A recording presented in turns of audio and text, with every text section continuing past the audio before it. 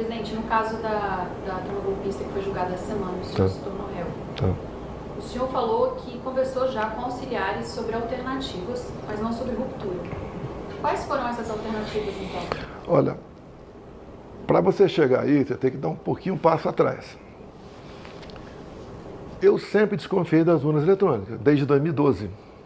Não foi de agora. Junto com outros parlamentares, como Flávio Dino, Carlos Lupe, tá? E mais uma dezena deles.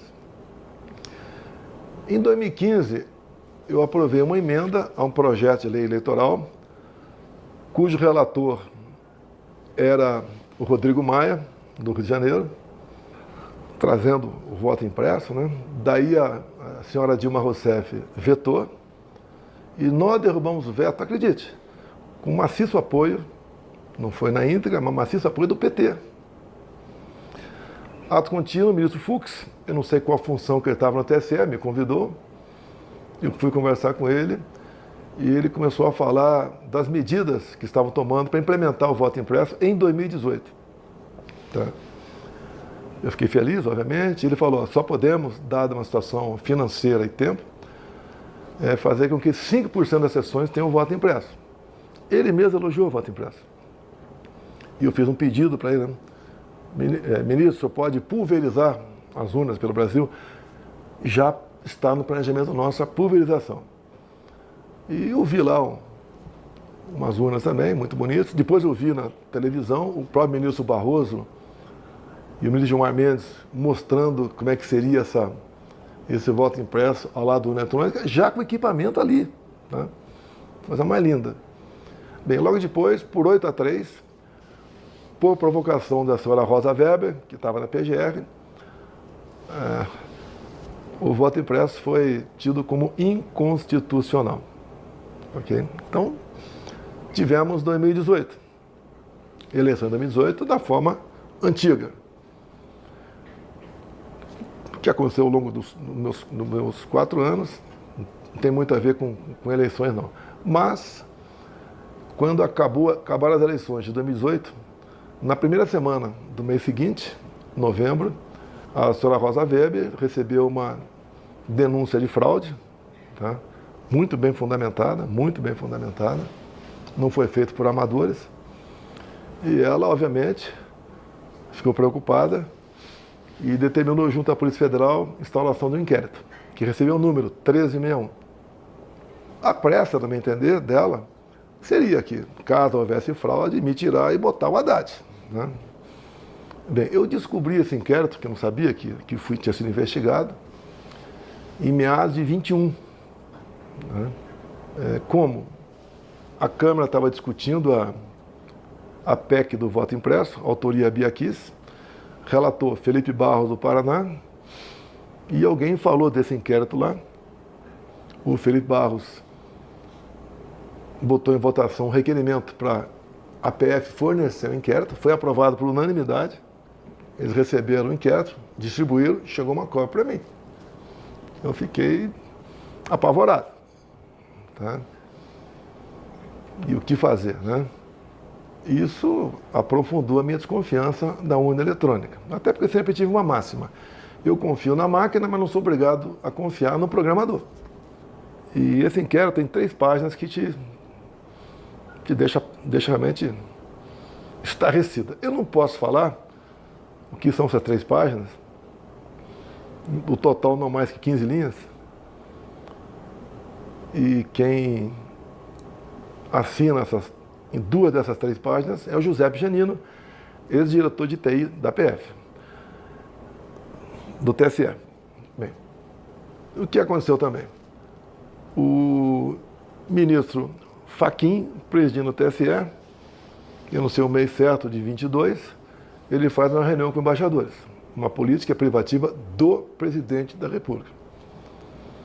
Lógico, fiquei sabendo do que aconteceu. O mais importante, ele praticamente apelou para os seus embaixadores, nos 60, que tão logo acabasse o resultado, tão logo o TSE apontasse o vencedor das eleições, vocês devem fazer gestões juntos aos seus respectivos chefes de Estado para reconhecer o vitorioso.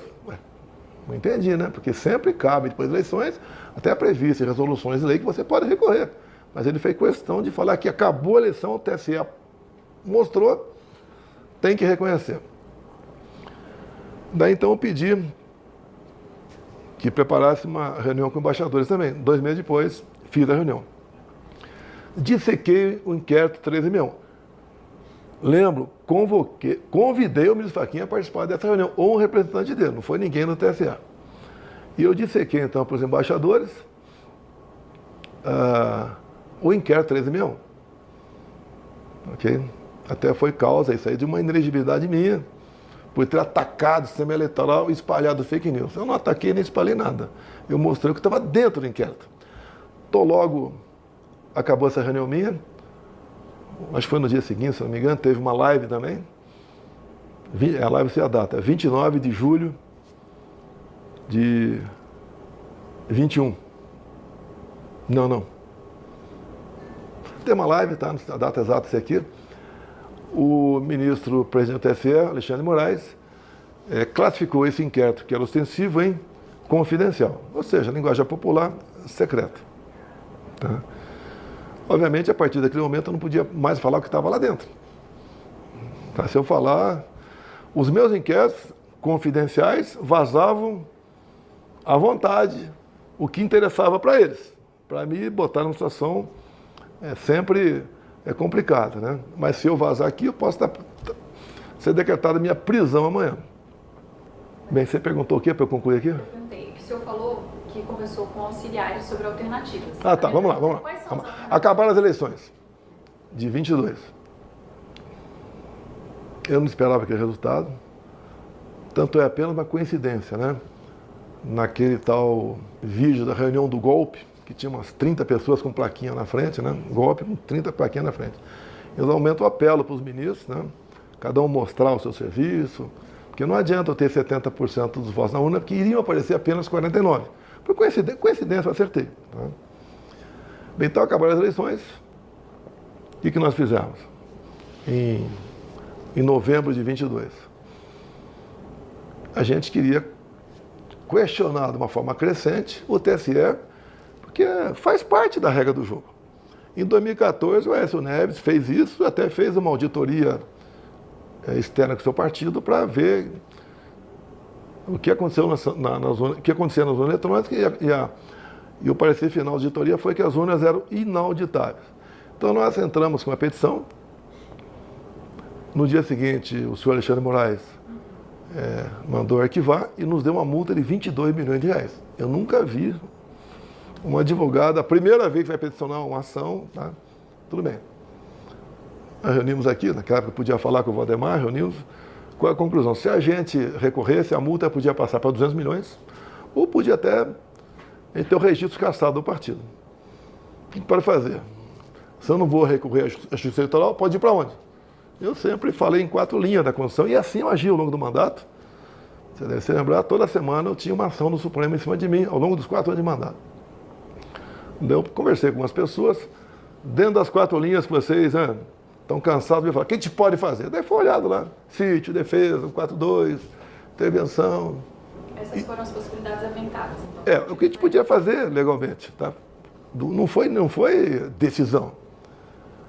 E daí falou-se em estado de sítio, em estado de defesa, reuni 2 vezes com os comandantes militares, né, com as outras pessoas perdidas por ali, né, mas nada com muita profundidade, porque quando você perde a eleição, você fica um peixe fora d'água.